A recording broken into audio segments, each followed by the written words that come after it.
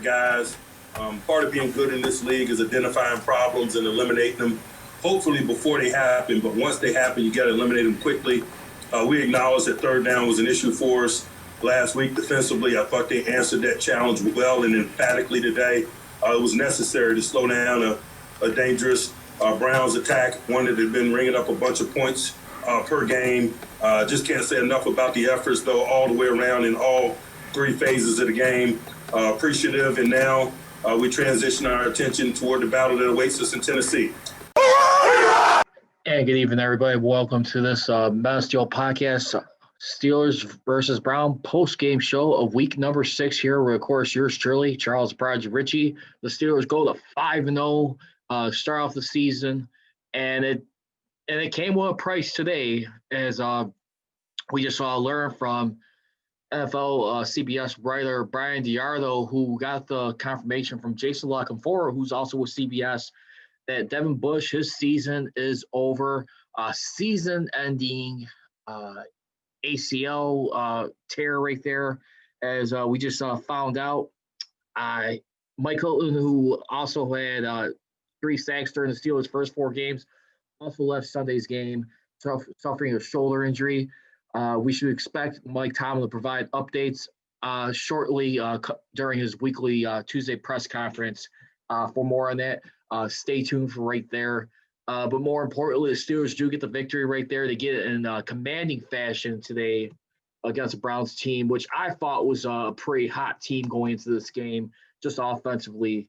I mean, you heard earlier in the game, too, based on this game going on by Jim Nantz, basically was that when you look at, I mean, the Browns were no strangers starting off the season this way this year. I mean, their opening loss was giving up 38 points to the Baltimore Ravens, 38-6. Give up the same amount of points again, this time ironically, to the Steelers right now. Steelers right now go 1-0 in the AFC North with their first AFC North divisional opponent. Also a huge head-to-head victory to start off for right now. And plus, they're also 3-0 in the conference right now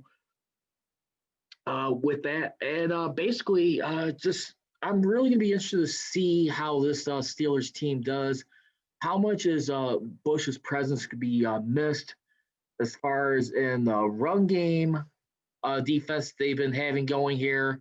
I mean, when you looked at this contest going in, I mean, one of the biggest things about the Steelers' defense was their run defense. I mean, I know their pass was taking a dip, but they were number 1 in allowing 256 yards going into this game. And today, as a whole, this unit for today's contest only gave up 75 yards altogether off a total combined of 22 carries right there. Kareem Hunt did a beautiful job limiting him. He was hardly anywhere to be found, but he did end up having 57 yards of scrimmage right there. 0 touchdowns for the game, which was shockingly right here. And you also, I felt like was going to be like the biggest zoom in on this guy was Myles Garrett. How much was he going to affect the game? He only had 1 sack, 1 quarterback hit, a tackle for loss. He had 4 total tackles in this game, 3 solo, 1 assisted in this contest right here. As we take a look at it for right now, the Browns right now, who are looking to build up some momentum at the end of the day, fail to do it right here. And as a result, too, the Pittsburgh Steelers, who go head-to-head with the Browns, is particularly at Heinz Field, the Steelers pick up their 20th career victory in Heinz Field versus the Browns. They are 20 wins, 1 loss, no ties, 952 win percent at home at Heinz Field. Talk about home cooking here. And their overall home record when facing the Browns all-time head-to-head. Who is USAA made for? It's made for him, a veteran who honorably served. And it's made for her. She's serving now. We also made USAA for military spouses and their kids. Become a member. Get an insurance quote today. 500.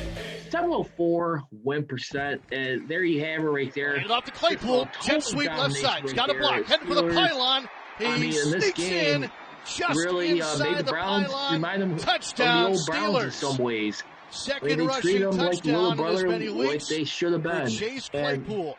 for a team that was coming in here with some high expectations, high hopes. Don't think for a moment, too, that this offensive line was ready for have beer taste in their mouth. What Myles Garrett did last time. You don't think that was a little salty in their eyes? Because we also did hear by Dale Lally of DK Pittsburgh Sports, he wanted to point out since that helmet swinging incident by Myles Garrett, the Steelers have outscored the Browns 58-20. I mean, 13 points in the last game and only 7 points in this game. I was really was expecting a lot of Mayfield today, to be honest with you. I still had the Steelers winning this game, to be honest with you. But I did not expect it to be like this. And I really felt like this Browns team was going to be a different team. I mean, at some point, you have to turn around a losing culture. But Steelers handle business right now. And even as Jim Nantz said before, too, I mean, what happened after that, after they had that opening day loss? I mean, they went on to go to rally off 4 straight victories, 4-1, still their best start since 1994. I mean, when we look at it the other day, I mean, they don't got too much to be ashamed of.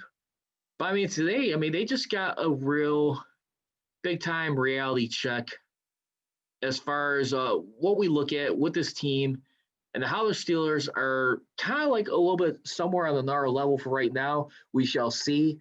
The only thing that's going to be really interesting, to say the least, 7 out of their remaining 11 games will be on the road to finish off the season. So you got 3 in a row coming up, beginning with the Titans Sunday, followed by the Ravens and Cowboys. And then they'll be facing the Jaguars back on November 22nd. They're going to be facing the Buffalo Bills in Buffalo on the 13th, the Bengals on the 21st, and last but not least, the Browns on January 3rd of the new year, 2021, to conclude the 2020 season. Hopefully by then, the Steelers won't have to worry about clinching scenarios. Hopefully they'll be able to find themselves in playoff positioning, top seed, or at least top 2 for right now. Because remember, this year starts where with the expansion of the playoffs, no more first round buys for top 2 teams. It's only for the top seeds per conference, and that's going to be something to be really, really huge if you ask me. And I think that's got to be big. But at the same time, too, the Steelers are definitely playing with house money right now. You look at it. I mean, I definitely want to see like how they're going to be looking in the power rankings later on this week, because honestly, I mean, when we looked at it too, I mean, the Cleveland Browns, for all the noise that they've been making on that 4-game winning streak, let's not forget, I mean, when we take a look at this season for what they were able to do as far as making some noise, heading into this game, trying to pick up some decent legitimacy here to solidify themselves. And you look at the first quarter, according to NFL.com, you had in this scenario, I mean, not first quarter, excuse me. I mean, going into week 6, ahead of week 6, you had the Browns at number 9, 9th overall in that. And then you also had in CBS's power rankings, they were 10th at the first quarter. And then as far as ESPN, the Browns were 14th. Pro Football Focus had the Browns also at 14th. And then one other factor, too, which I found very interesting, too, Stevens A-list, they didn't make it on there. But, I mean, the Steelers did make it on Stevens A-list on First Take, which he usually does weekly following the results. And I think that he does that every Tuesday, I want to say. Just saw the Steelers get in here in week number 5. They were 5th. So you had the Packers at number 1, the Seahawks at number 2, Chiefs at number 3, Titans at 4, and the Steelers at number 5. But like I said, the only thing I'm a little bit very concerned about is Devin Bush right now. I don't know how many people are having flashbacks right now, thinking how huge this loss is going to be. But as of the moment, for the Pittsburgh Steelers, this year, when we take a look at everything, for everything that they got going, because if you look at the depth chart back on the defense, for everything that's going on, behind Devin Bush, you got Marcus Allen right there, Ulysses Gilbert. You have Robert Spillane, who came in today's game, who was able to fill in. He did a nice job today. He had 6 total tackles, 5 of them solo, plus a tackle for a loss. I really feel like Spillane did a beautiful job covering for like that second half. I mean, of this game practically. And not only that, too, the Steelers right now are +5 in turnover ratio for the season. And that translates into a perfect 4-0 record for the games that they've been winning the turnover ratio. The only time they did not win it, they didn't lose it yet at the same time, was in week number 2, their home opener against Denver Broncos. And I think that's huge. I think when you're a team like this, who was number 1 in takeaways last season, and for what they've been able to do and what they've been able to play their part, I mean, this team is trying to continue to put their stamp on a defense. I'm just a little bit concerned how much of a drop-off it's going to be, more particularly with the running game. I'd like to ask you guys, what do you guys think? Feel free to just join in here on the Facebook Live podcast right now, courtesy of Zoom right now. You can follow me on social media, on Twitter and Instagram at Prodigy Richey. Then you could also follow me at Man of Steel CJR on Twitter for the Man of Steel podcast, and on Instagram at Man of Steel Nation. I'd like to hear your reaction. What's going through your mind right now? What do you guys feel going into next week as they'll be going on this 3-game road trip? Heard Tony Romo generously say that he might have the Steelers going 8-0. I doubt that, but to be honest with you, too, I'm really a little bit concerned right now. I mean, with it, because the thing is, too, you're going to be facing a guy like Derrick Henry, who's going to really, I think, make the Steelers run defense labor a little bit. You mentioned them doing some tricks right there. But, I mean, at the same time, too, I mean, just getting a kick out of watching Ben Roethlisberger be the game manager that he is right now. I mean, you look at this guy right now, starting off the season, he had 1,016 yards passing going today's game. And right now, when we take a look at it, for 1,016, basically, he has right now 1,178 passing yards with 11 touchdowns to 1 interception through 5 games.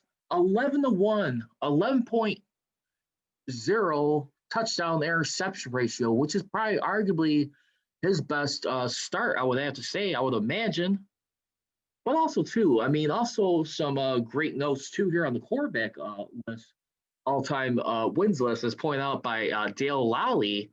You got Ben Roethlisberger right now in his career. He passes John Elway for 5th place all-time, each with 162 career victories. But where Ben Roethlisberger passes up John Elway is with the regular season wins. He's got 149, while John Elway had 148. Ben Roethlisberger has a 676 win percent in the regular season with a career 671 win percentage. So he's tied with Elway for career wins, but he edges him out. He passes him in the regular season wins, which I think is very commendable right here for this guy right here, for everything he's been going through. And not a bad pace, to be honest with you. I mean, this guy is arguably on pace for right now to still get the 4,000 yards passing, even with managing the way he's doing.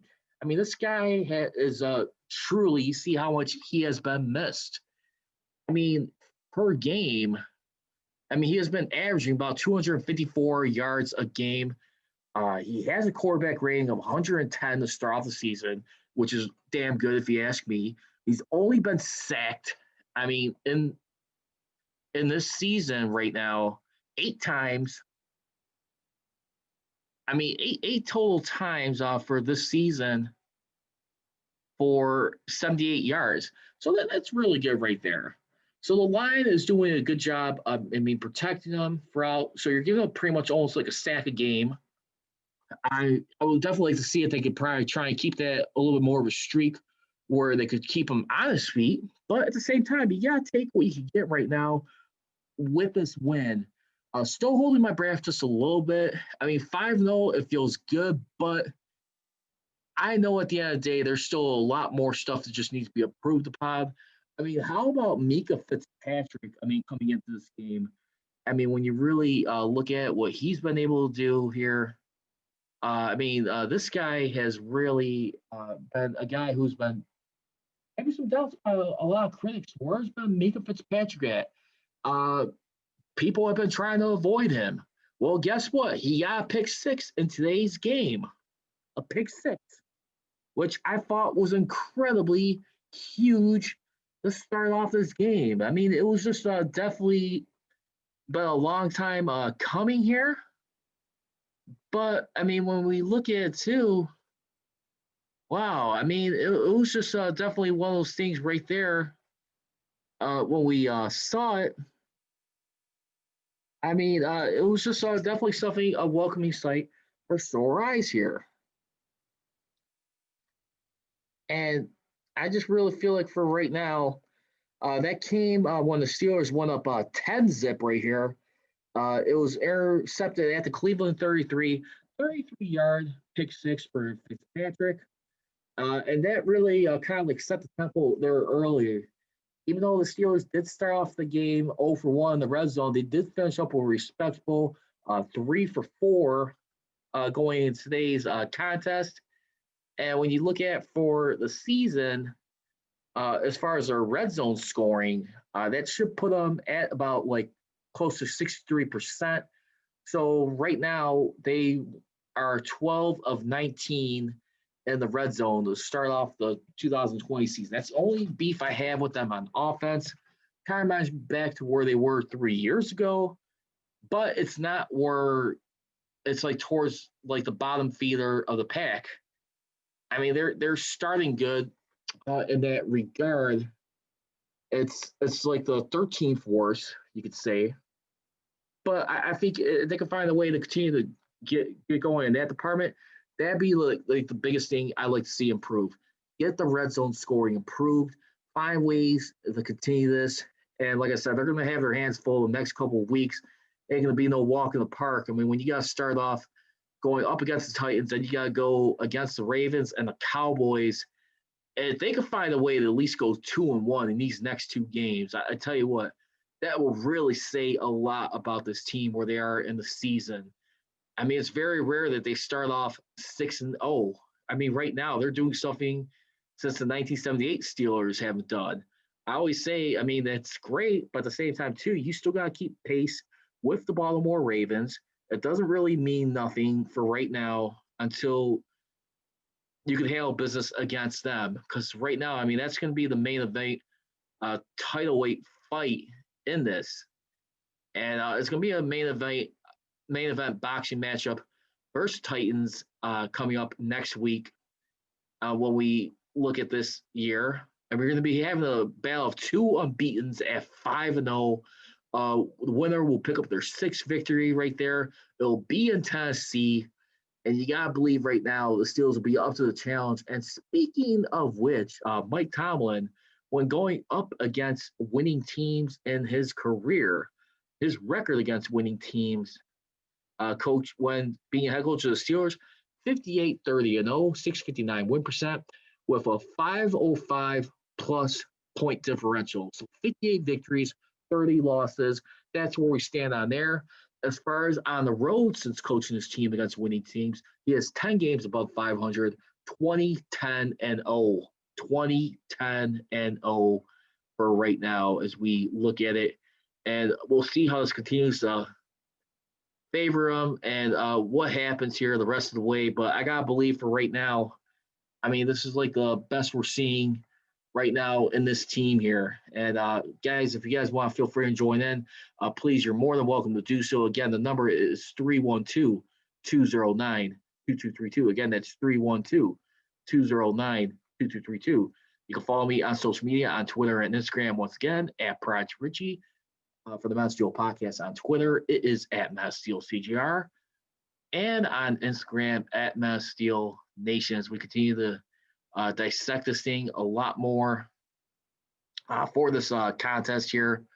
And we'll see what happens. My only concern is, too, is like with Mike Hilton right there. I mean, Mike Hilton, who's been one of the guys who's had like about 3.5 sacks for the year. Really interested to see how much time he's going to be shelved for. And I got to believe for right now, I mean, this guy right here, you'd hate to be without. I mean, just trying to help in this secondary.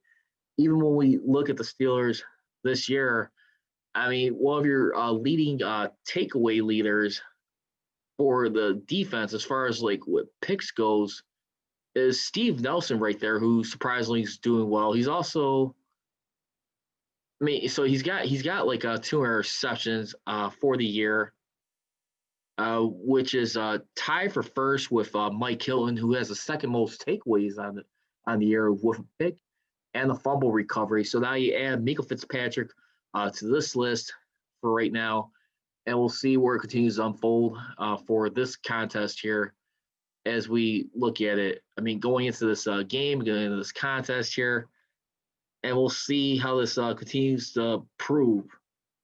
I mean, what will this mean for the rest of the season here as we look at it? And I'm just really interested right now, because I'm just really interested as far as what kind of pace we're going to be able to find a way to keep. What are they going to be able to do the rest of the way here? And I like I said, it's not over, but I'm liking what I'm seeing so far, but I want to see more improvements along the way. Also, as we continue to look here on the Twitter feed for right now, Steelers defense rears its head against Browns.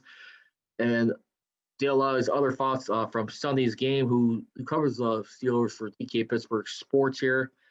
He goes on to mention that the Steelers still won the game, but that wasn't the point. This defense had looked human. And right now, I mean, just to see the Steelers for one game in a long time, this is their first ball all year they held to under double digits with the Browns, only holding them to 7 points, which was a season best so far this season. I mean, which was kind of shocking to say the least, but at the same time, getting warmed up. And I was definitely even keeping an eye on a guy like Baker Mayfield right there, a guy who's playing with a sore chest and rib injury going into this game. I mean, you wonder how much, I mean, like he was going to be able to last in this game. He was definitely a guy who was taking a lot of hits in today's contest versus Steelers. And I was even saying right when it got to like 24, the zip, I felt like it was around that time they should have considered pulling him out. I think they eventually pulled him out around like late third, fourth quarter, somewhere around there. I mean, Mayfield for the day, he took 4 sacks for 20 yards right there. Did not have his best day at the office, a 5.4 QB rating, or QBR, I should say, and a 55 QB rating. Ben Roethlisberger had 101 QB rating, so he really did a phenomenal job in that area, and just taking his time, just being more calm, cool, and collected. And you see what a healthy Ben does to this team all around. I mean, just his presence alone and what he's able to direct. And not only that, too, he's really found a good fit, a good comfort zone, a security blanket, if you will, with Chase Claypool. 4 catches for 74 yards, got 1 rushing touchdown. He had 2 carries for 7 yards. So he had 81 scrimmage yards, to say the least, for this game.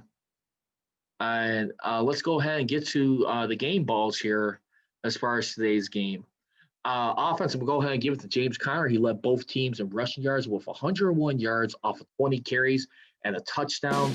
We made USAA was definitely the go-to guy when being a fan on the budget gets tough. And he's doing pretty well against Browns, so saving on auto insurance is easy. I mean, when you look at USAA, what you're made of, right we're there, made for. he did have a costly fumble, which eventually resulted in the Steelers tying with the Browns. Jet sweep left side. He's got a block. Heading for the pylon. Look at it right there. He sneaks in just inside the pylon. You just see right there the confidence he has, especially with Ben handing it off to him. I definitely feel like he is who's really playing some desperation football at the end of the day. Same play that he he's a guy right now same end zone last week against the Philadelphia definitely Eagles. trying to prove his behind keep. the line of scrimmage, or and the guy who's behind the formation, fans, the snap of the ball.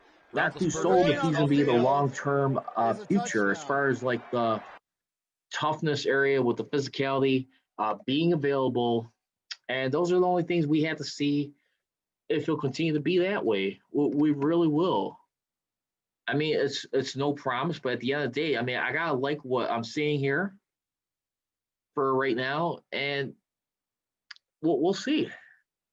I just don't feel like anything is... He's still going!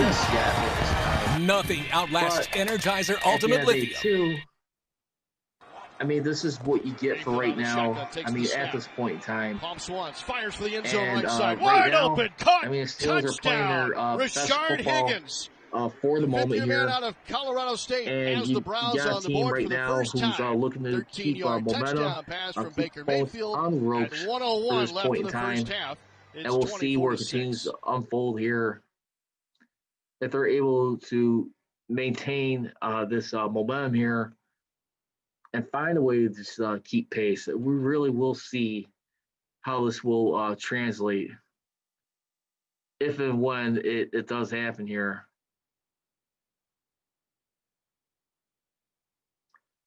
So, and then also for offense, my defensive game ball, will go with Bud Dupree.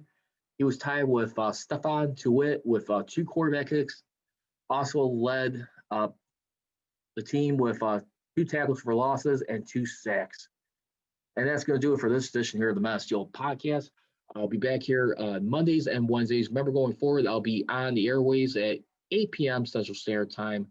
So if you guys want, feel free to follow me on Twitter. Once again, you can follow me for the Man of Steel Podcast on Twitter at Man of Steel DJR, on Instagram at Man of Steel Nation. You can also follow me primarily on Twitter and Instagram at Prodigy Richey. And let's see where the season goes. As always, leave you. Don't be trolling, be rolling. Here we go, Steelers. Here we go. I go.